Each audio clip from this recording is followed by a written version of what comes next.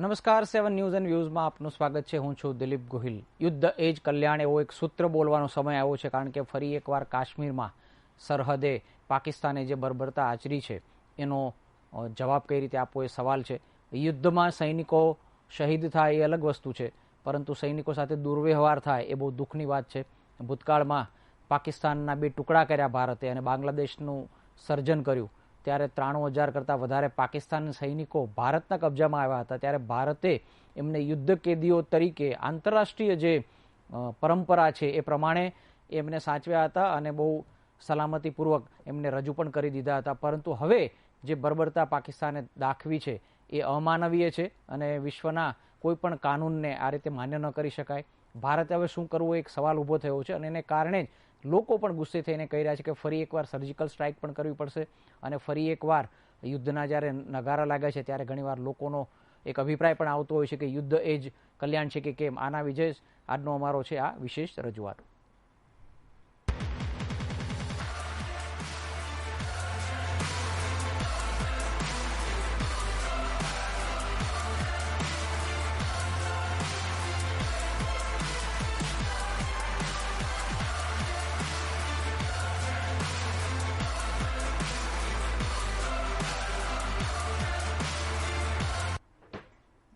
પાકિસ્તાન વારે વાર LOC પાર કરીને જે હુમલા કરે છે અને સૈનિકોની સાથે એને શહીદો કરે છે. પૂંછનો જે કૃષ્ણા ઘાટી સેક્ટર છે ત્યાં ફરી એકવાર ભારતીય સેના પર એમણે જે હુમલો કર્યો, અને એટલું જ નહીં, જવાનોના જે મૃતદેહ હતા એની બહુ ખરાબ રીતે જેને કહેવાય કે અત્યાચાર કરવામાં આવ્યા હોય એ પ્રકારનો આ મૃતદેહ મળ્યા હતા. એને જમ્મુમાં લઈ આવવામાં આવ્યા છે. જે જવાન શહીદ થયો, BSFનો જે જવાન, એમની એક જવાન દીકરી હતી. સ્વાભાવિક છે કે પિતાની શહીદીને કારણે નારાજ થયેલી દીકરીએ રોષ સાથે કહ્યું કે 50 પાકિસ્તાની સૈનિકોના માથા વાઢી લેવા જોઈએ. ત્યારે સવાલ એક થાય છે કે પૂંછ સેક્ટરમાં જે કંઈ બન્યું અને પાકિસ્તાન વિરુદ્ધ જે સૂત્રોચ્ચારો થયા અને પાકિસ્તાન વિરુદ્ધ જે દેશમાં એક રોષ ફેલાયો છે, ત્યારે શું કરવું જોઈએ. બીજી બાજુ ભારત ખાતેના જે પાકિસ્તાનના રાજદૂત છે અબ્દુલ બાસિતે, એ આ વિશે કંઈ કહેવા નથી માગતા અને પાકિસ્તાનમાંથી એવો ખુલાસો કરવામાં આવ્યો છે કે આ મુદ્દે અમારે કંઈ કહેવું નથી અને અમે આ માટે જવાબદાર નથી. પાકિસ્તાને 2 ભારતીય જવાનોના દેહ સાથે આચરી બર્બરતા.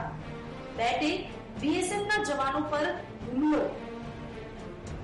પાકની જાળમાં ફસાયા ભારતીય જવાન. આર્મીએ પાકના 7 સૈનિક કર્યા ઠાર, 2 સૈન્ય ચોકી તબાહ. પાકિસ્તાન આર્મીની એક ટીમ સોમવારે LOC પાર કરીને ભારતીય વિસ્તારમાં 250 મીટર અંદર સુધી આવી ગઈ. તેમની બોર્ડર એક્શન ટીમે આર્મી BSFના જવાનો પર હુમલો કર્યો. હુમલામાં શહીદ આપણા 2 જવાનોના શવ સાથે બર્બરતા કરવામાં આવી. આ તે જવાનો હતા જેઓ પેટ્રોલિંગના સમયે પોતાના બાકી સાથીઓથી પાછળ રહી ગયા હતા. PATએ ઘાત લગાવીને તેમની પર હુમલો કર્યો, જેમાં બંને જવાન શહીદ થયા. પાકિસ્તાની જવાનોના પાર્થિવ દેહ સાથે બર્બરતાપૂર્વક વ્યવહાર કર્યો છે. આ ઘટનાને લઈને વડાપ્રધાન કાર્યાલય અને રાષ્ટ્રીય સુરક્ષા સલાહકારને માહિતગાર કરવામાં આવ્યો છે.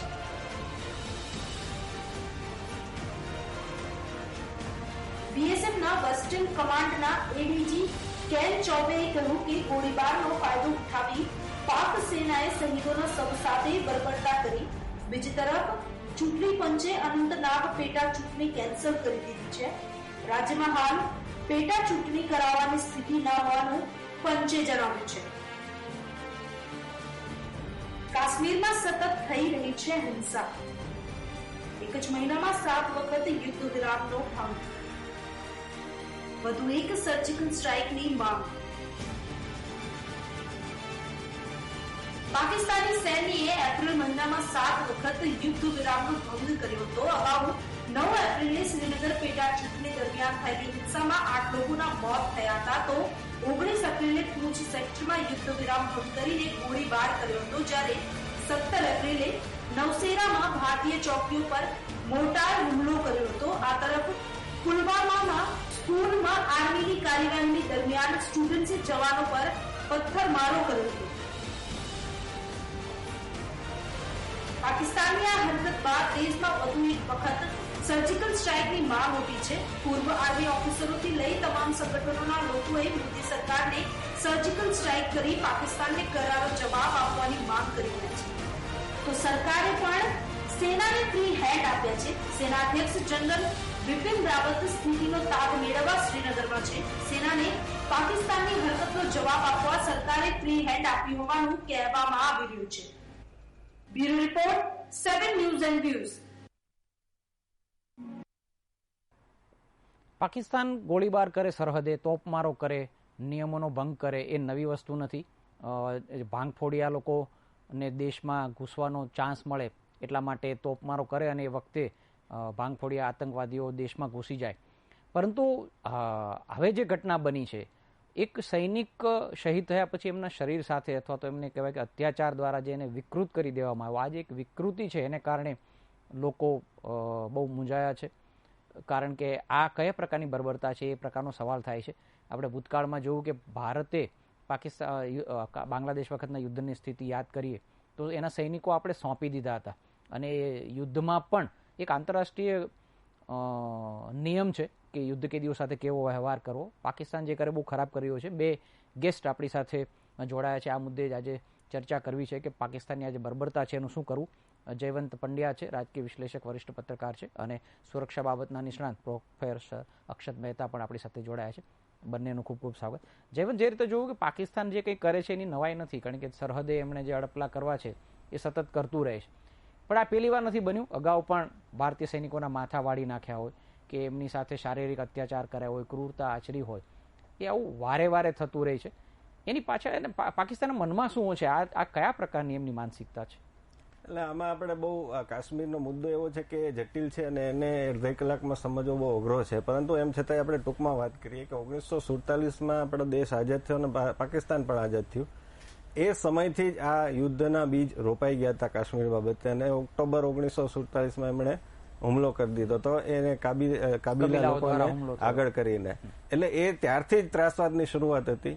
1970માં અલ ફતેહ નામનું સંગઠન રચાણું હતું અને જિયાઉલ હકના સમયમાં, કારણ કે એ લોકોને ખબર પડી ગઈ હતી કે ડાયરેક્ટ જે કહેવાય કે યુદ્ધમાં એ નહીં જીતી શકે, એટલે પરોક્ષ યુદ્ધ એટલે જે પ્રોક્સી વોર એમાં એ લોકો લાગી ગયા. એટલે આપણે એને એક તો પહેલા તો આ ત્રાસવાદને એક યુદ્ધ જ માની લેવું પડે અને યુદ્ધમાં બંને પક્ષે ખુવારી થવાની શક્યતા રહે. અને પાકિસ્તાનનું એક ઇન્ટરનલ પોલિટિક્સ પણ છે, એ પણ આપણે સમજવું પડશે કે જ્યારે ત્યાંના સત્તાધીશો ફસાતા હોય છે એ ત્યારે પાકિસ્તાન છે કાશ્મીરનો રાગ આલાપવા લાગે છે. અને તમે જુઓ કે નવાઝ શરીફ છે પનામા કૌભાંડમાં ફસાણા અને હમણાં એમની સુપ્રીમ કોર્ટમાં એનો ચુકાદો પણ આવવાનો હતો, પણ એમાં એને રાહત મળી થોડી, અધરવાઇઝ એ ફસાઈ જાય. એટલે આ બધું સંજોગો છે એમને નથી હોતા.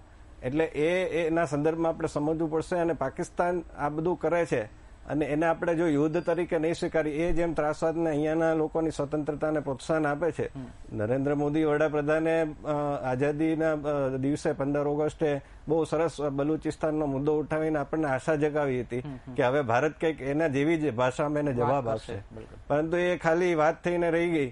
અને ત્યાં પણ આને લોકો ઈચ્છે જ છે કે પીઓકેમાં ઈચ્છે છે, ગિલગિટ બલુચિસ્તાનમાં ઈચ્છે છે, એ બધે ત્યાં એ લોકો પાકિસ્તાનથી અલગ થવા ઈચ્છે છે. તો ભારત શા માટે ખુલ્લેઆમ એને સપોર્ટ નથી કરતો? પાકિસ્તાનનું નાક નહીં દબાવીએ ત્યાં સુધી આ ચાલતું રહેવાનું. ઓકે, જ્યાં સુધી પાકિસ્તાનનું નાક નહીં દબાવીએ પ્રોફેસર અક્ષત મહેતા, ત્યાં સુધી ચાલતું રહેવાનું છે. બીજું જયવંતે એક ઉલ્લેખ પણ કર્યો કે એક આપણને લાગતું હતું કે એની ભાષામાં જવાબ આપવો, એ જે આપણે ઘણીવાર કહેતા હોય છે. અને શહીદ થાય કોઈ જવાન ત્યારે નેતાઓ કહેતા હોય છે કે આ બલિદાન છે નિષ્ફળ નહીં જાય, પરંતુ લોકોને સમજાતું નથી. કેટલી આપણે રાહ જોઈશું? અને આજે આપણે વાત કરીએ છીએ કે એમની ભાષામાં વાત કરવી એક સુરક્ષા નિષ્ણાત તરીકે એ કેટલું पॉसिबल છે આજના જમાનામાં?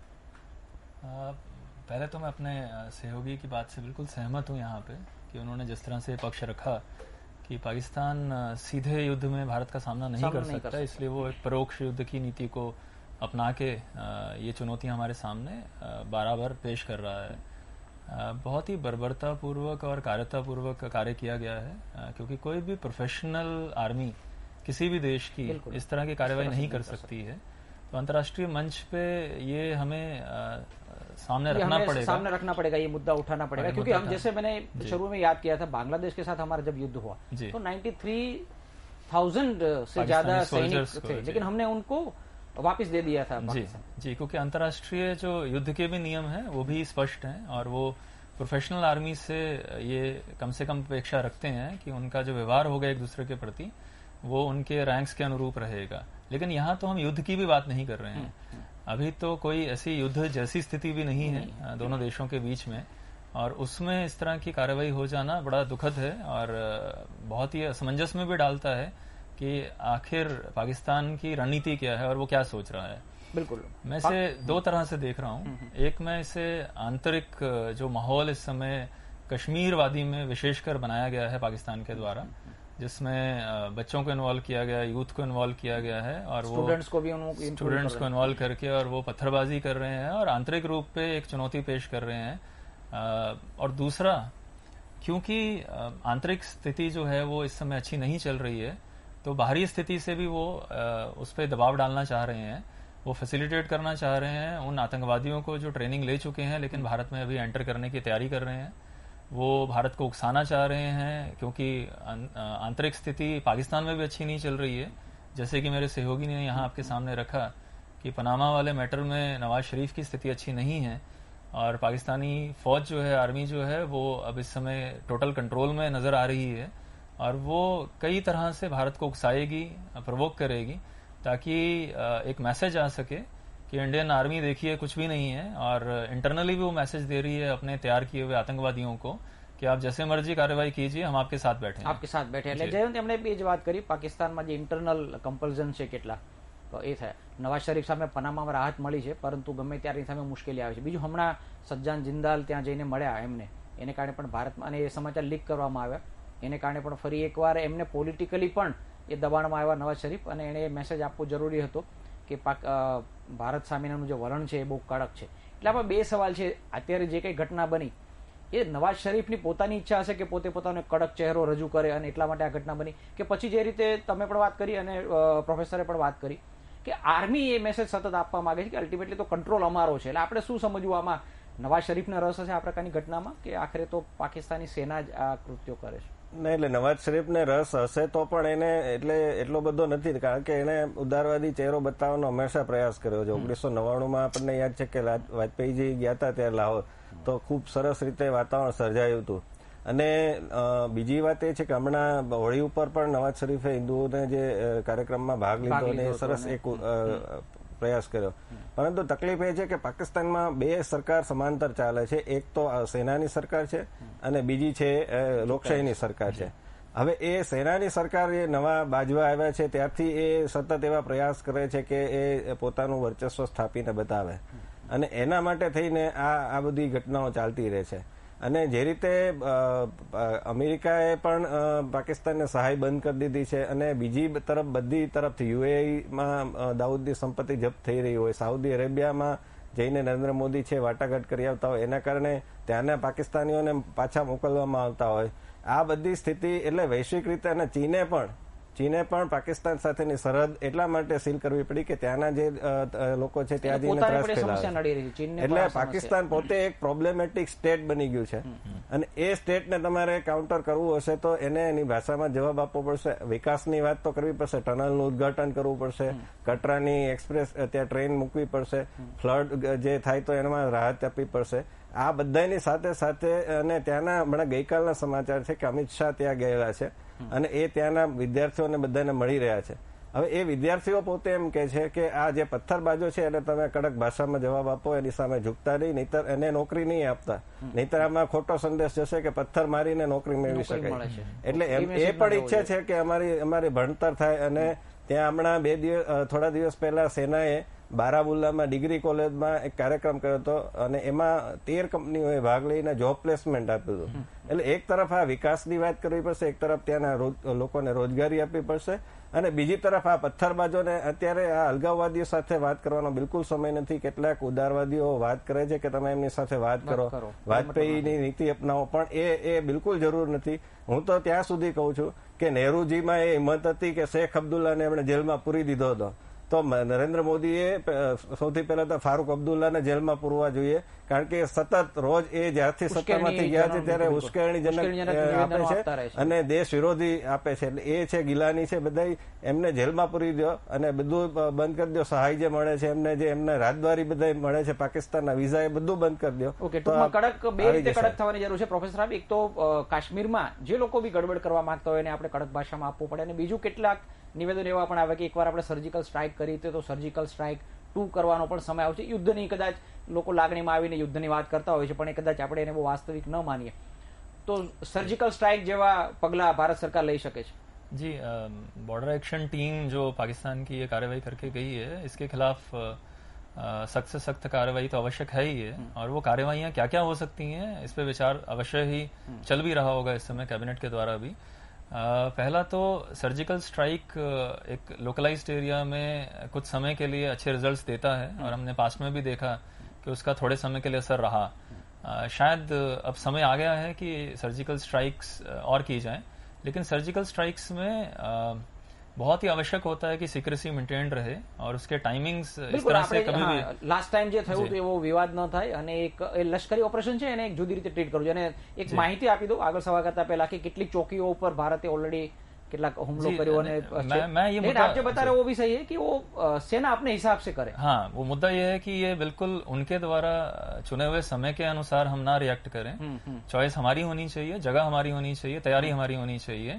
अगर हम प्रोवोकेशन में आके अभी रिएक्ट करते हैं तो वो भी तैयार रहेंगे वहां से भागने के लिए, और नुकसान हम कम उनको इन्फ्लिक्ट कर पाएंगे. तो रिएक्शन जरूर होना चाहिए सर्जिकल स्ट्राइक, लेकिन थोड़ा सोच के. एक दूसरी चीज ये है कि बॉर्डर जो है वो अभी और स्ट्रांगली हमें एनफोर्स करना पड़ेगा, क्योंकि ये एक्टिविटी जो हुई है वो भारतीय सीमा क्षेत्र के अंदर हुई है. तो ये हमें जिस तरह से हम पेट्रोलिंग कर रहे हैं उसके ऊपर एक प्रश्न लगाता है, क्योंकि ये पहली बार घटना नहीं घटित हुई है. एक पूरी सीरीज है जिसमें हम देख रहे हैं कि भारतीय फौजियों के साथ इस तरह के दुष्कर्म किए गए हैं. तो ये एक बड़ा स्ट्रांग मैसेज उस एरिया विशेष में जाना चाहिए जहां से बॉर्डर एक्शन टीम एंटर करती है. उन चौकियों पे वहां से आने वाले फौजियों के लिए जो अक्रॉस द बॉर्डर हैं, हमें एक स्ट्रांग डिसाइसिव एक्शन तुरंत दिखा देना चाहिए, जिससे उन्हें ये मैसेज आए कि कोई भी कभी भी एंटर करेगा इंडियन स्पेस में तो उसके खिलाफ इस तरह की सख्त કાર્યવાહી की जाएगी. બિલકુલ, એક મેસેજ જયવંત આપવાની જરૂર છે. અને બીજું જે પોલિટિકલ મેસેજ ઘણીવાર આપણે થાય છે કે ક્યારેક દુઃખ પણ થતું હોય છે કે આવા કિસ્સા બને ત્યારે એક તરફ લોકોની એક લાગણી પણ હોય છે, અને જે રીતે જવાનની દીકરી બોલી આપણે સમજી શકીએ છીએ, એમણે પિતા ગુમાવ્યો છે ત્યારે રોષમાં આવીને એવું ચોક્કસ બોલે કે આપણે આ બદલો લેવો, પણ બહુ સ્ટ્રેટેજિકલી બદલો લેવો પડે, અને પ્રોફેશનલ આર્મી છે આપણી, એમના ઉપર આ વસ્તુ આપણે છોડવી જોઈએ. રાજકારણની જે વાત કરી કે ભૂતકાળમાં જયારે સર્જિકલ સ્ટ્રાઇક થયું ત્યારે એના પણ વિવાદો થયા. તો કમસે કમ જેમાં આપણે એટલી તો અપેક્ષા રાખી શકીએ કે આ એક એવો મુદ્દો છે દેશની સુરક્ષાનો કે એને કદાચ એમાંથી તો કમસે કમ રાજકારણ દૂર રાખવામાં આવે, અને એની જવાબદારી વિપક્ષ ઉપરાંત સરકારની પણ છે. સરકાર પણ એનો લાભ લેવાની કોશિશ ન કરે, કારણ કે જયારે લાભ લેવાની કોશિશ કરે ત્યારે વિપક્ષને પ્રહાર કરવાની તક મળે છે. એટલે એમાં આપણે શું કરવું જોઈએ જયવંત? ના, એમાં એટલે પહેલી વાત તો એ છે કે કોઈ પણ દેશની વાત હોય, આવી સુરક્ષાને લગતી વાત હોય ત્યારે સમગ્ર દેશ, રાજકીય પક્ષ, શાસક પક્ષ હોય કે વિપક્ષ હોય, એ બધા એક સૂરમાં વ્યક્ત કરવી જોઈએ. જયારે આપણે 1971 નું યુદ્ધ હતું તો અટલ બિહારી વાજપેયીએ ઇન્દિરા ગાંધીને દુર્ગા કીધા હતા. હવે સર્જિકલ સ્ટ્રાઇક વખતે તમે પુરાવા માંગો કે ખૂન કી દલાલી આવા શબ્દો વાપરો તો એ પણ ખોટું છે. તો બીજી તરફ એના જે જશ લેવાના પ્રયત્નો થાય એ પણ ખોટા છે. એ આખું એક વાત કે ભાઈ સેના જાહેર કરી દે અને પછી વાત પૂરી થઈ જાય, એનો તમે લોકો જે કે એનું અર્થઘટન કરવું એ કરે, પરંતુ એનું પોલિટિકલ નિવેદન ન આવવું જોઈએ. અને બીજી વાત એ છે કે આ વખતે પણ વિપક્ષોને એ એક થશે એવું મને કારગિલ વખતે પણ મને આપણે ધ્યાનમાં છે કે કારગિલ વખતે વિપક્ષો છે એ થોડી ભૂમિકા ખરાબ ભજવી હતી. તો આ વખતે કમસે કમ એ થાય વધારે સારું પડે. અને બીજી વાત એ છે કે ત્યાં આપણે અત્યારે પરિસ્થિતિ એવી છે કે 2016 થી બુરહાન વાનીના મૃત્યુ પછી આખી ઘટના ત્યાં લો એન્ડ ઓર્ડરની જે સ્થિતિ બગડી ગઈ છે. એટલે એક તો શાળાઓ બંધ છે, શાળાઓને સળગાવી દેવામાં આવે છે. એટલે સરકાર મને લાગે છે કે આ નિષ્ફળ રહી છે. બે સંયુક્ત સરકાર છે તો એને હટાવી અને નરેન્દ્ર મોદી છે એને મને લાગે છે કે જગમોહનને ત્યાં રાજ્યપાલ તરીકે નિમવા જોઈએ, જે પોતે આટલા અનુભવી રહી ચૂક્યા છે ને એમણે બહુ સારું કામ કરેલું છે. એનું પુસ્તક પણ છે my frozen years, turbulence years in Kashmir. તો અને મેં પોતે પણ આના ઉપર મુંબઈ સમાચારને બધા સિક્કાની બીજી બાજુમાં આખી શ્રેણી લખેલી છે. એટલે મને ખબર છે કે આ આખી પરિસ્થિતિને કોઈ એક ધારી નીતિથી કોઈ હેન્ડલ જ નથી કરી. અને એક જ આપણે કરવાની જરૂર છે કે અલગાવવાદીઓને એક બાજુ કરો અને જે કોઈ વિરોધ કરે છે એને તમે પાડી દો અને બીજી તરફ વિકાસ કરો, ભ્રષ્ટાચાર દૂર કરો. તો આપોઆપ અને ચીનનો તમારે દાખલો લેવો પડશે, અમેરિકાનો દાખલો લેવો પડશે, જે અલગાવવાદને ક્યારેય જન્મ નથી આપવા દેવા માંગતા. અને ત્યાંની તિબેટમાં ને એમાં બધે ચીને પોતાની ડેમોગ્રાફી બદલી નાખી છે. ત્યાં જે લોકો રહેતા હતા એને ખસેડીને પોતાના લોકોને ત્યાં સ્થાપિત કરી દીધા છે. અને કડકમાં કડક એ કરે છે. રશિયા પણ ચેચન્યામાં ને એમાં કડકમાં કડક પગલાં લે છે. એટલે એમાં કોઈ આપણે અંદરના જે લોકો બોલવા હોય બોલતા રહેવા દો અને તમારે કડક પગલાં જ લેવા પડે. પ્રોફેસર, એ જ વાત છે કે આપણે પાકિસ્તાન સાથેની નીતિ વિશે તો કડક થવું જ પડે, પણ ઇન્ટરનલની વાત કરીએ કે કાશ્મીરની સ્થિતિ આપણે સંભાળવાની, કારણ કે એ આપણો રાજ્ય છે અલ્ટિમેટલી, અને ત્યાં શું કરવું એ સરકારના હાથમાં છે. તો તમને લાગે છે કાશ્મીર વિશેની ઓવરઓલ જે પોલિસી છે એમાં કે મેજર ચેન્जेस કરવું પડે? जी, मैं बहुत क्लोजली इस चीज़ को देखता हूँ. लगभग 12 साल अपनी ज़िंदगी के मैंने जम्मू एंड कश्मीर राज्य में बिताए भी हैं. और उन दिनों को भी जब याद करता हूँ और मेरे सहयोगी ने जगमोहन जी का भी नाम लिया, उन पॉलिसीज़ का भी नाम लिया, वो सब मेरी आंखों के आगे से गुजरी हैं. या मैं उस समय ग्रोइंग अप एज में भी था तो मैंने वो सब ऑब्जर्व भी किया क्लोजली. ओवरऑल पॉलिसी तो डे वन से ही हमारी विवादास्पद रही है. जब हम इस मैटर को यूनाइटेड नेशंस में ले गए तभी से हमने बीच बो दिया और वो चीज हम आगे तक देखते रहे. बीच में समय आया जब हम इस चीज को डिसाइसिवली एड्रेस कर सकते थे, लेकिन हम लूज आउट कर गए क्योंकि इंटरनल पॉलिटिक्स इस तरह की रही और यूनाइटेड जो सरकारें वहां रही हैं, अलायंसेस में रही हैं, और यूनियन गवर्नमेंट का जो रोल रहा है वो भी अच्छा नहीं रहा है. हमने ये ढील दी है जिस कारण से हुर्रियत कॉन्फ्रेंस जैसे लोग आज इस तरह की बातें कर रहे हैं जो बातें शायद किसी भी देश में स्वीकार्य नहीं रहेंगी. ऐसे बात नहीं कर सकते. चीन में जैसे सहयोगी ने कहा है, you can not even expect कि कोई इस तरह की शब्दावली का उपयोग अपने ही देश के अंदर कर सकता है. सिमिलरली रशिया का भी यहाँ पे उदाहरण दिया गया. और डिसाइसिवली कंट्रीज एक्ट करते हैं उन सभी लोगों के खिलाफ जो अपने ही देश में रहते हुए अपने ही देश के खिलाफ बोलते हैं.